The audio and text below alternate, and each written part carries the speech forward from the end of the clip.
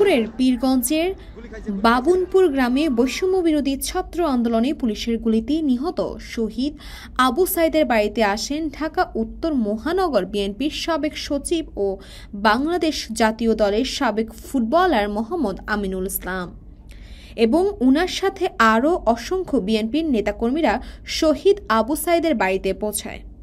তিনি সর্বপ্রথম শহীদ আবু সাইদের কবরের পাশে দাঁড়িয়ে আবু সাইদের বাবা এবং ভাইকে নিয়ে কবর জিয়ারত করেন। সেখান থেকে তিনি আবু সাইদের বাড়িতে রওনা দেয়। পরবর্তীতে সেখানে আবু সাইদের মা, বাবা, ভাইসহ সকলের সাথে মতবিনিময় করেন। সেখানে তিনি আবু সাইদের পরিবারকে বিভিন্নভাবে সান্ত্বনা দেন এবং তার পরিবারকে একটি সেলাই মেশিন সহ একটি গাভী উপহার দেন। পরবর্তীতে তিনি সাংবাদিকদের সাথে মতবিনিময় করেন। সে সময় তিনি বলেন, বৈষম্যবিরোধী ছাত্র আন্দোলনে যারা নিহত হয়েছে আবু সাইদ সহ আমরা সকল পরিবারের পাশে দাঁড়িয়েছি। বিশেষ করে তারেক রহমান সহ আমরা সকলেই সবসময় শহীদ আবু সাইদের পরিবারের পাশে থাকব এবং আবু সাইদ যেভাবে দেশের জন্য একটি জীবনকে উৎসর্গ করে গিয়েছে আমরা তা কখনোই ভুলব না। তিনি আরও বলেন, আবু সাইদকে পুলিশ নির্মমভাবে গুলি করে হত্যা করেছে। আমরা সচক্ষে ভিডিওতে দেখেছি তা, এবং সারা পৃথিবীর মানুষও দেখেছে এগুলো।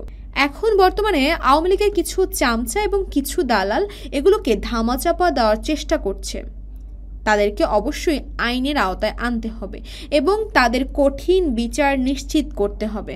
পাশাপাশি আবু সাইদকে হত্যা করার জন্য যারা নির্দেশ করেছিল স্বয়ং স্বৈরাচার শেখ হাসিনা সহ সকলের বিচার বাংলাদেশের মাটিতে নিশ্চিত করতে হবে। যে আবু সাইদের মতো যারা আজকে আবু সাইদকে হারিয়েছে, এই যে স্বজনরা আমার পাশে দাঁড়িয়েছে, বাবা, বোন সহ ভাইরা আমার পাশে রয়েছে, তারা যে আজকে স্বজন হারিয়েছে, এরকম আমাদের হাজার হাজার যারা রয়েছেন, যারা শহীদ হয়েছেন, প্রত্যেকের স্বজনের পরিবারের পাশে আমরা বিএনপির ভারপ্রাপ্ত চেয়ারম্যান দেশনায়ক তারেক রহমানের পক্ষ থেকে আমরা গিয়েছি, তাদের পাশে দাঁড়ানোর চেষ্টা করেছি এবং বিএনপির ভারপ্রাপ্ত চেয়ারম্যান দেশনায়ক তারেক রহমান তিনি সার্বক্ষণিকভাবে এই শহীদ পরিবারের পাশে রয়েছেন, তাদের খোঁজখবর রাখছেন এবং আমরা নিজেরাও তাদের পাশে থেকে আমরা চেষ্টা করছি যে এই পরিবারগুলির যে অবদান, তাদের যে আত্মত্যাগ, এটা যাতে কখনো বৃথা না যায়। এবং আমরা বিশ্বাস করি যাদের রক্তের বিনিময়ে বাংলাদেশ আজকে নতুনভাবে স্বাধীন হয়েছে, সেই স্বাধীন বাংলাদেশে আমরা এই স্বৈরাচার শেখ হাসিনা সহ